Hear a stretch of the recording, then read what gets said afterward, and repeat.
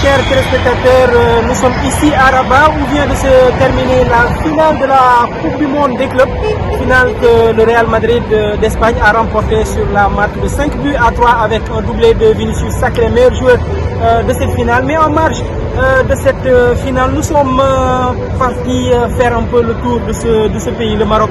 En marge de cette finale, nous avons fait un peu le tour des grandes villes du Maroc pour voir bien sûr tout ce que ce pays propose comme politique infrastructurelle, comme politique sportive de façon plus globale. On va démarrer ce voyage avec vous par ce magnifique bijou, le complexe sportif Mohamed VI de Rabat que nous allons vous faire découvrir. Personnellement, moi j'étais ébahi par votre complexe sportif surtout. Et je pense que ça doit être vu partout. Non seulement je n'avais pas vu auparavant. C'est magnifique, honnêtement magnifique comme je l'ai dit tout à l'heure. J'avais jamais su qu'on a ce genre de complexe sportif en Afrique, honnêtement. J'étais surpris, mais de façon agréable, exceptionnelle de ce que je viens de voir.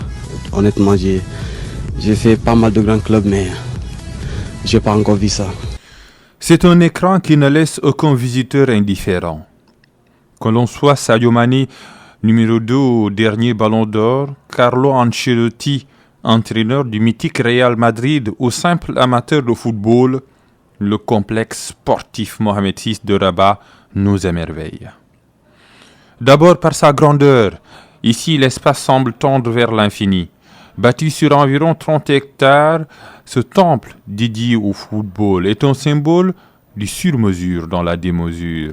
Un hôtel 5 étoiles avec 66 chambres et 4 suites pour les regroupements de l'équipe nationale A du Maroc, d'autres réceptifs pour les stages des autres sélections avec une capacité qui va jusqu'à 350 lits, des terrains d'entraînement indoor et outdoor à perte de vue avec des pelouses naturelles, synthétiques et hybrides, une piscine olympique, une salle de cryothérapie, des cours de tennis, de futsal et de beach soccer. Ensuite, par la beauté des lieux, ici au cœur de la forêt de Mamora, le sens du détail se perçoit sur chaque parcelle. Des salles de conférence aux aires de jeu, des restaurants aux aires de repos, tout est fait pour la quiétude du footballeur. Le site est le symbole ultime de la vision futuriste du royaume chérifien pour le football, la meilleure explication de son parcours incroyable à la Coupe du Monde Qatar 2022. Inauguré en décembre 2019 par le roi Mohamed VI, qui en est l'initiateur, le complexe sportif qui porte son nom est un joyau qui fait l'unanimité dans le monde où il est présenté comme l'actuelle meilleure installation dédiée à la formation. La construction du joyau aura coûté environ plus de 37 milliards de francs CFA avec une technologie de pointe qui lui permet d'accueillir des équipes des standards du Real Madrid et d'être comparé avec le célèbre INEF Clairefontaine de France. En son sein, l'Académie Mohamed VI de football y accueille régulièrement des tournois internationaux d'où se produiront les talents de demain. Et comme n'importe quel visiteur, ils n'en sortiront pas indifférents, mais les yeux pleins d'étoiles devant un tel bijou.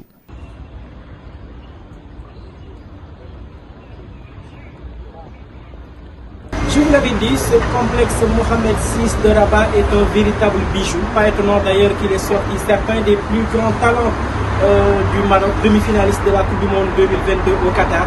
Mais il n'y a pas que la fédération qui est en train de faire de grands pas en termes de politique infrastructurelle.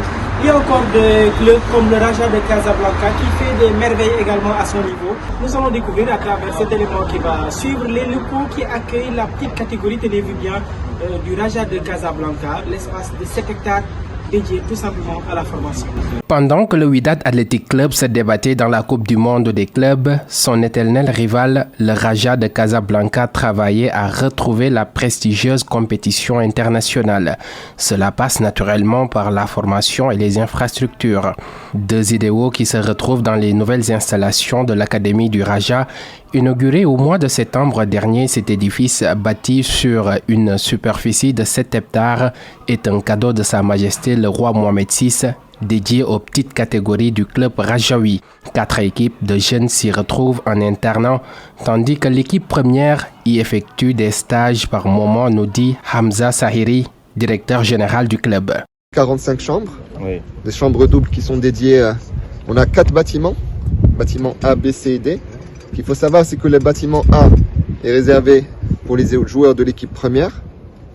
Donc généralement, ils ont 2 entraînements par jour. Donc ça leur permet de se reposer un petit peu dans la journée et éviter de rentrer jusqu'à Casablanca et de revenir encore. Donc pour éviter de perdre du temps, on les loge sur place. Et les bâtiments B, C et D sont dédiés pour nos jeunes, donc cadets, juniors et espoirs. Et on a 10 chambres, donc 10 chambres single. Et ces chambres-là sont dédiées pour le staff technique et médical. Le coût de construction, le coût de construction et le coût d'entretien annuel. Alors ce qu'il faut savoir par rapport au coût, ça a été pris en charge par la Fédération royale marocaine de football.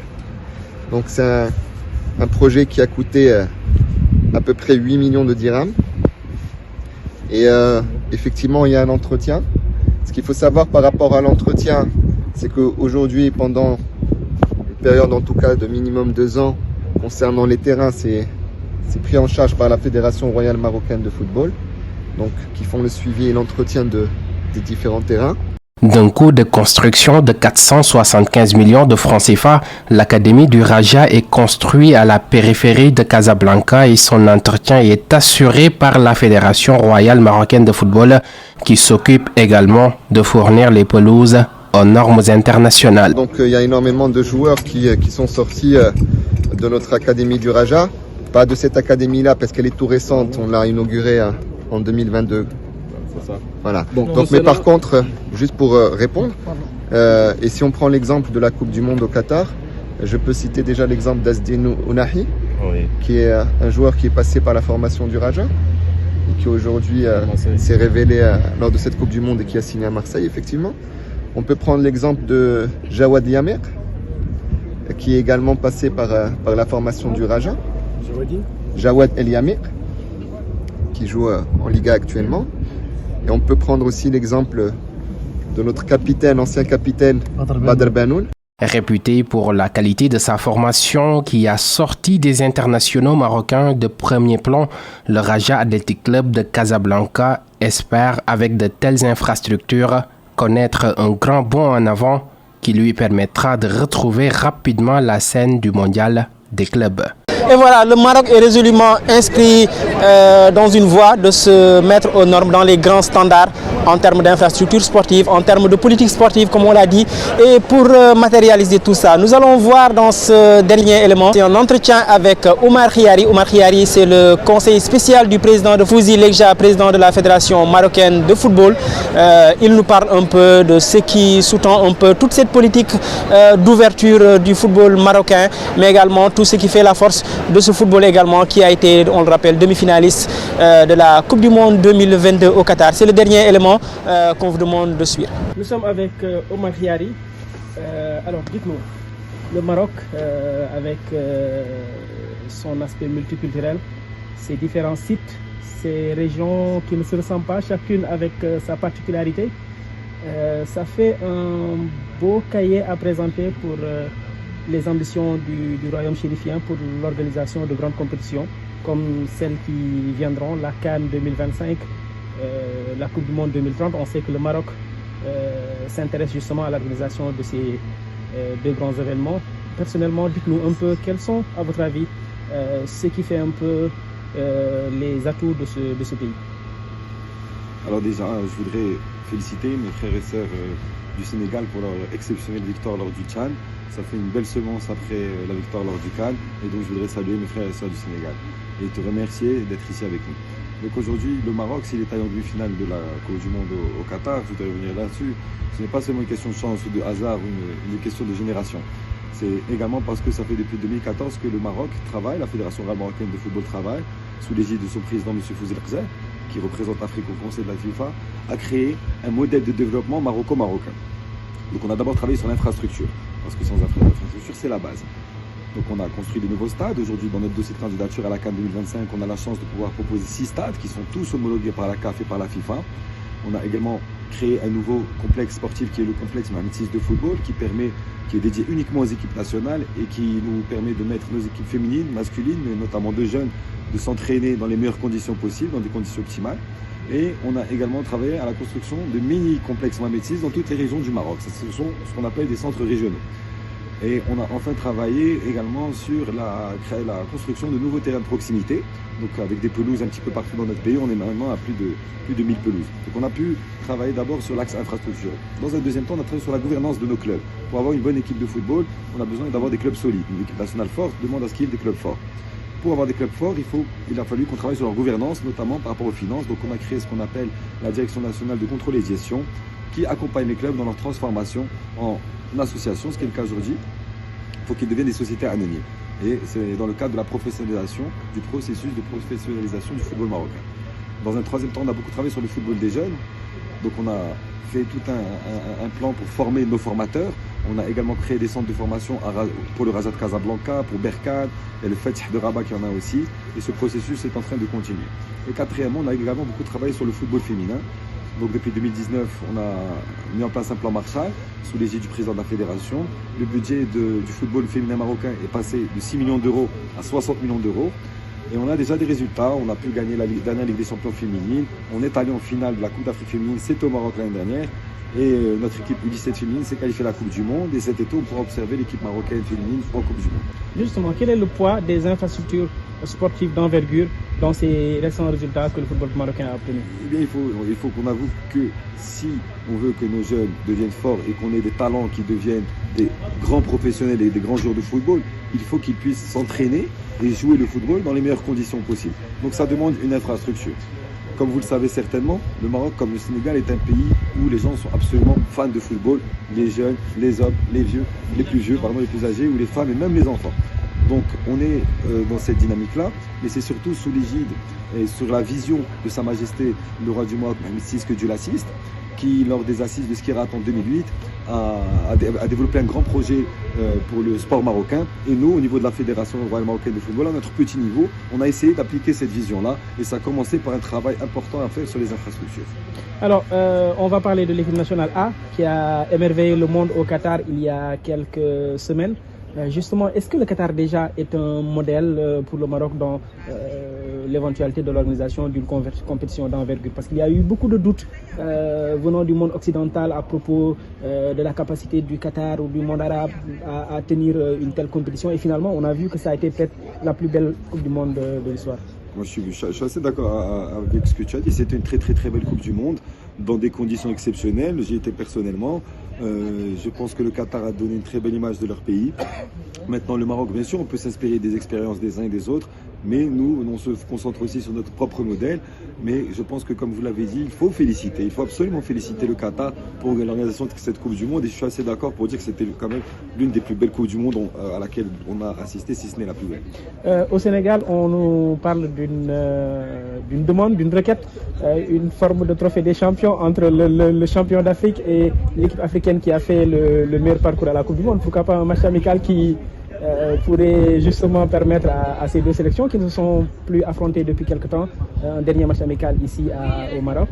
C'est vrai que ça fait très longtemps qu'on n'a pas affronté le Sénégal, notamment en compétition continentale, ce qui n'est pas plus mal parce qu'on est de grandes équipes, donc c'est toujours bien qu'on s'évite. Mais oui, je pense que ça serait une très belle initiative. Et comme on sait, les liens très forts et les liens fraternels qui unissent nos deux pays, que ce soit à très haut niveau ou même nos deux populations, ça pourrait être une merveilleuse idée, ça pourrait être une exceptionnelle fête du football. Et justement, ça nous amène un peu à évoquer la diplomatie par le sport. On voit en termes de coopération internationale, le Maroc qui est aujourd'hui l'une des places fortes du football africain, qui reçoit la plupart des sélections africaines qui n'ont pas de stade homologué chez eux. Quelle est un peu la place de cette coopération internationale, la place du football dans cette diplomatie du Maroc? Alors, nous, au niveau de la Fédération royale marocaine de football, on est dans le cadre de la vision développée par Sa Majesté le roi du Maroc, que Dieu l'assiste, qui en 2017 avait développé une vision pour davantage de coopération sud-sud, toujours dans une dimension gagnant-gagnant, et une plus grande implication du Maroc, du Royaume du Maroc, dans le continent africain. Donc nous, au niveau de la Fédération royale marocaine de football, à notre petit niveau, on essaye d'appliquer cette vision-là. On l'a fait en signant 45 partenariats et conventions de partenariat, avec des fédérations africaines, de toutes les régions africaines. Et ces partenariats fonctionnent extrêmement bien. Je vais donner quelques exemples. Ça permet à des équipes nationales africaines de venir disputer des matchs amicaux chez nous. Ça nous permet à nous, le Maroc, de pouvoir aller disputer des matchs amicaux dans d'autres pays africains. Ça facilite les choses, ça fluidifie le processus de va-et-vient entre les fédérations. On travaille également sur la formation des arbitres, sur la formation des entraîneurs. On organise des formations pour la licence pro de la CAF. Pour les arbitres, on le fait également parce que le Maroc a été le premier pays africain à avoir apporté la vidéo-assistance pour les arbitres. Donc on se satisfait de ce travail de coopération internationale. Et la philosophie derrière tout cela, c'est quelque chose que répète très souvent le président de la fédération, M. Fouzi El-Qza, c'est que le succès au niveau du football du continent africain ne pourra pas être individuel. Il ne pourra être que collectif. C'est pour ça que le Maroc le fait aujourd'hui et continuera à le faire dans le futur. On continuera à accueillir les fédérations africaines qui le souhaitent pour venir jouer dans les stades que nous avons au Maroc, que nous n'utilisons pas, parce que l'équipe nationale, quand on joue en même temps, par exemple, que le Bénin ou le Libéria ou le Ghana, nous utilisons un stade. Nous avons 6 stades à notre disposition qui sont homologués.